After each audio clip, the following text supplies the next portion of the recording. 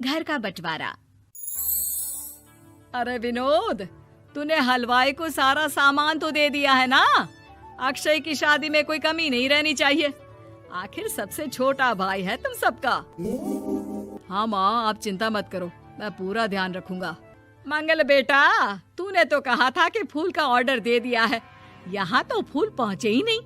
अब क्या बहू की विदाई के बाद फूल आएंगे?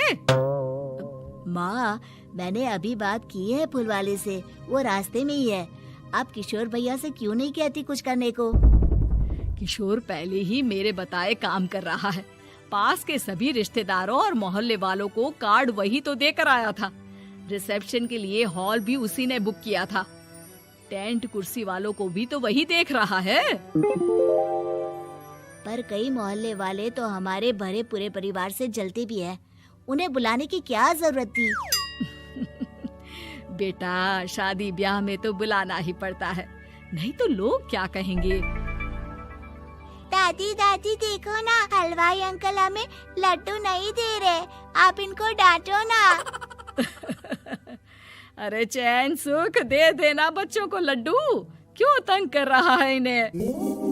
बीबी जी, मैं कहाँ मना कर रहा हूँ, लेकिन लड्डू बनते ही ये बच्चे उठा उठा कर खा लेते हैं। अरे मैं तो इन्हें थाल में रख के परोस भी नहीं पा रहा। भागो, अब कोल्ड ड्रिंक पीने चलते हैं। भागो भागो, अब कोल्ड ड्रिंक पीने चलते हैं।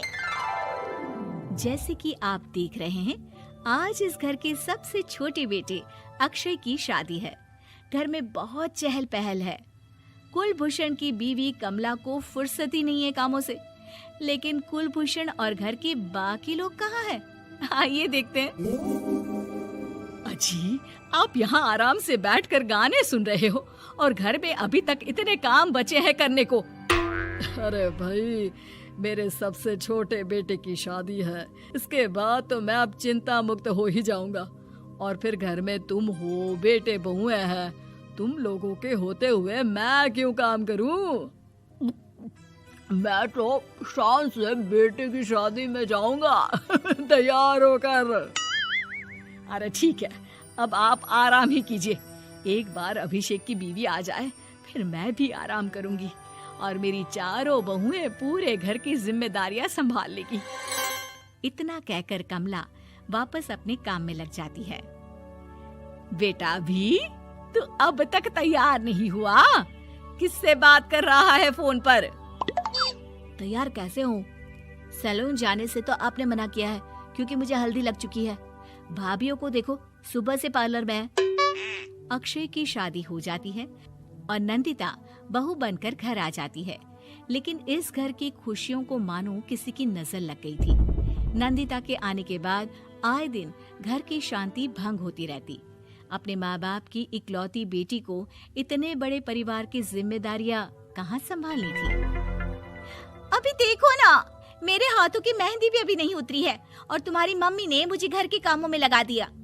मैंने सोचा था कि घर की सबसे छोटी बहू होने के कारण मुझे सब पलकों पर बिठा के रखेंगे, पर यहाँ तो पलक झपकने की भी फुर्सत नहीं मिलती। देखो नंदू, शादी के पहले ही मेरे घर वालों ने तुम्हें और तुम्हारे पेरेंट्स को बता दिया था कि मैं जॉइंट फैमिली में रहता हूँ, तो फिर अब ये शिकायत क्यों? और फिर तुमसे पहले मेरी भाभी भी तो आई थी शादी करके, उन्होंने तो कभी कुछ नहीं कहा। नंदिता तब तो चुप हो जाती है, लेकिन ऐसा बहुत दिनों तक नहीं चलता। अरे नंदिता, माँ बाबूजी की दवाई का टाइम हो गया है, उन्हें दवाई दे आओ और उसके बाद सबके लिए नाश्ता बना देना। पर भाभी, मैं तो अभी अपना फेवरेट सीरियल देख रही हूँ। प्लीज मेरी जगह आप कर लो ना ये काम। ठीक है, मैं तेरी जगह माँ बाबूजी को दवाई दे आती हूँ और नाश्ता बना लेती हूँ। तू मेरी जगह पूरे घर की डस्टिंग करके 5 बच्चों को स्कूल के लिए तैयार करके भेज देना और दोपहर का खाना बनाने के बाद कपड़े धोकर सुखा देना। उसके बाद हम दोनों मिलकर बाजार जाकर सब्जी ले आएंगे, फिर डिनर की तैयारी कर लेंगे और उसके बाद बस भाभी, मैं माँ बाबूजी को दवाई देकर सबके लिए नाश्ता बना देती हूँ। ये भगवान, ये कहाँ लाकर फंसा दिया मुझे। मेरे घर में तो गिनती की 8 रोटियां और 2 सब्जी बनती थी और नाश्ता निपट जाता था। यहाँ तो रोटियों का ढेर और सब्जियाँ बड़े बड़े पतीलों में बनानी पड़ती है। नाश्ता बनते बनते लंच का टाइम हो जाता है और लंच बनते बनते डिनर का। अभी मुझ में तुम्हारे पूरे परिवार का नखरा उठाने की और ताकत नहीं बची। मैं ऐसे नहीं रह सकती। अरे तो क्या चाहती हो तुम? मुझे अलग रहना है बस। तो ठीक है, हम कल ही शिफ्ट हो जाएंगे किराए के घर में। इतना बड़ा घर होते हुए हम किराए पे क्यों रहेंगे? ना जी ना, घर में ही दीवार खड़ी करो अपने हिस्से के आगे। घर के साथ साथ घर की खुशियों में भी दीवार खींच जाती है। ऐसे ही कई महीने बीत जाते हैं और नंदिता माँ बन जाती है। बच्चे के आने से अभिषेक के कंधों पर खर्चों का बोझ आ पड़ता है। अभिषेक का बोझ कम करने के लिए नंदिता भी पार्ट टाइम जॉब कर लेती है, लेकिन इससे उसके सर पर नौकरी, घर और बच्चे की जिम्मेदारी बढ़ जाती है।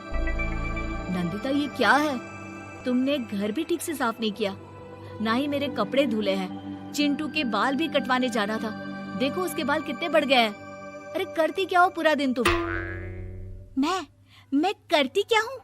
तुम्हारा नाश्ता और लंच बनाने के बाद चिंटू को डे केयर सेंटर पर छोड़कर आती हूँ, फिर खुद ऑफिस जाती हूँ। पूरा दिन काम करके आने के बाद बिना आराम किए बाजार से सब्जियाँ लेकर आती हूँ, घर आकर खाना बनाती हूँ, चिंटू को देखती हूँ और क्या करूँ मैं? तो किसने कहा था अपने सर पर इतने काम लेने को? मत जाओ ऑफिस। ऑफिस जाए बिना घर के खर्चे कहाँ से पूरे होंगे? चिंटू की डे केयर का खर्च, उसके लिए बेबी फूड का खर्च, प्रेस वाले का खर्च, ये सब तुम्हारी सैलरी से होता नहीं।